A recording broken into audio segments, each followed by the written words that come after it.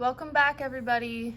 In today's demonstration, we're going to continue our discussion with layering colored pencils to create new colors and also get into some blending with colored pencils to try to make our values a little bit more realistic and less separated in layers. So I already drew out for myself 7 boxes, just like we did in the previous video. This one has 1 extra box. I separated these into different sections just based upon what we're going to be doing. These will fall into a specific section together. This one will be something different, and then these ones will be together as well. So if you'd like to separate them out this way, you certainly can, but you don't necessarily have to. The first section at the top, we're going to be looking at making our base color darker.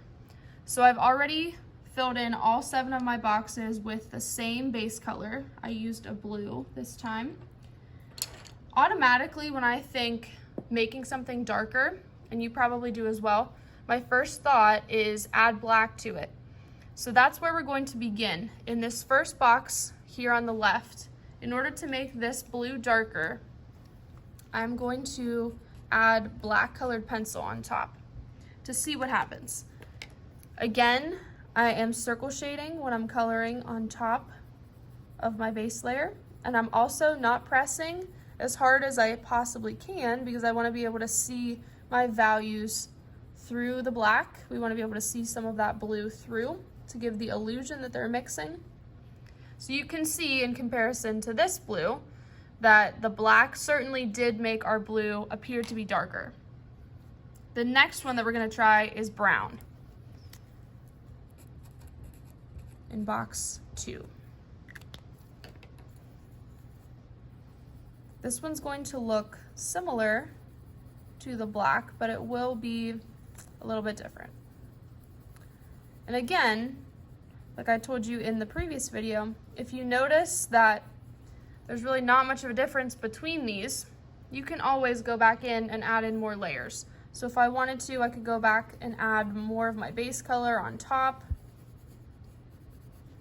On either of these, I can make my black a little bit darker just to separate my end result in the black from the brown.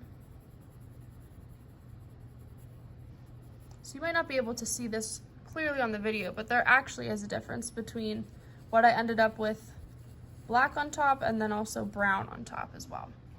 The next one that we're going to try is gray. So we're going to layer gray on top of our blue.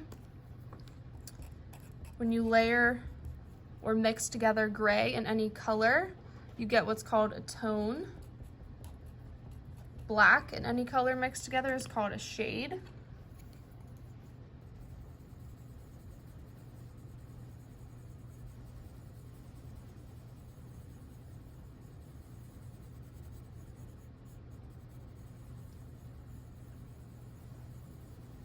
So you'll see this one is definitely more different from the brown and the black than these two are from one another.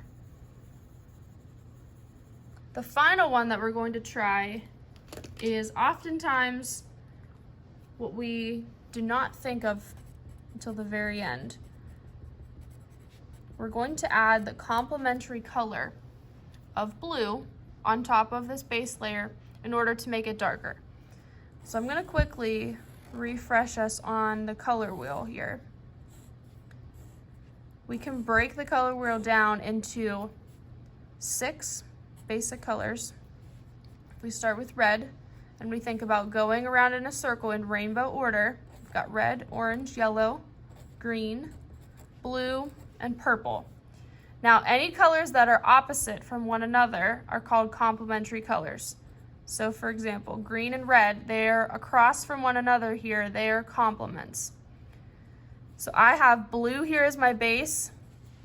Orange and blue are across from one another on the color wheel. So the complementary color of blue is orange. So I need to add orange on top of my blue to make it darker. Now, when you mix complementary colors together in equal amounts, they end up giving you a neutral. So if I were to mix blue and orange together in an equal amount, I would end up with some kind of brown. Now, because I simply want to make my blue darker, I don't want to make a brown, I want my blue to end up just being darker, I do want to have more blue than orange. Adding a little bit of orange to my blue is going to darken the blue, but not give me an end result of brown. So in order to achieve that, I am going to put another layer of blue on top of the orange to subdue it a little bit. So now you can see it did make a darker blue in comparison to this one, simply by making sure that that orange isn't super visible, but just kind of sandwiched in between two layers of blue. So this section here serves as our making our base color darker. Now we're going to think about making our base color lighter. So we have two options here.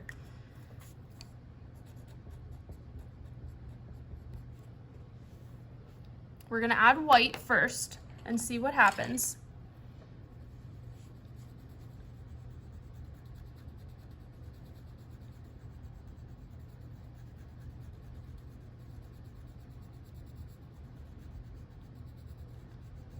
Now you can see that two things are happening here. The white is making my blue lighter, and it's also acting as a blending tool. So it is blending together all of those little circle lines that I made to shade, creating one solid value. I can also make my blue a little bit lighter. Not by much. White is definitely the better choice if you're trying to lighten something up. My Colorless Blender, which is something that you most likely don't have access to at home, but we do have these at school. So I won't have you do this exercise. I just want you to show me with white since you don't have the Colorless Blender. But this did lighten it a little bit. This one here is much more sufficient for blending our values together and achieving the same effect that we got here, where I don't really see any of my shading marks anymore. I've created for myself one solid value that you cannot see through. Now, when you're blending with colored pencils, both of these are successful, but notice how one of them makes it a lot lighter than the other. So you have two options for blending with colored pencil. You can use a colorless blender or you can use white. And you can see that white definitely does make our shading a lot lighter than the colorless blender does. So if you only have white at home for blending together, that's perfectly fine. If it makes it lighter than you would like it to be, you can always go back over and add another layer on top of your white, which is often what I do when I'm doing my own colored pencil work, because until a few weeks ago, had never actually tried the colorless blender. So I've always just used white, and if it's lighter than I want it to be, I have this nice solid base layer, and now I can go over it with the colored pencil over top, and see these are the same. It just takes another step to get to this color. The last step down here is what we did yesterday, but I want to then have you add white and blend them together. So I'm going to choose any color to add on top of my base layer, and we're going to see the difference that white makes when you blend them together. I'll also show you what the colorless blender will do, but I'm not going to ask you to do that on your own since most of you probably don't have access to that at home. So we'll do the colorless blender one on the side here. So that was my base layer of blue, and I'm going to add some green on top of this. This one is going to stay the same. So this is no blending. This one is blending with white.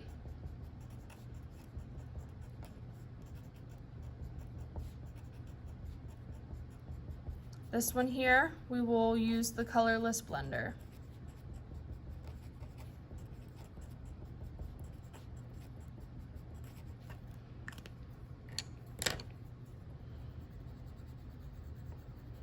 So as I blend these together, you'll notice that I'm not really able to see two separate colors like I can over here. It's going to really merge them together and give me one solid value.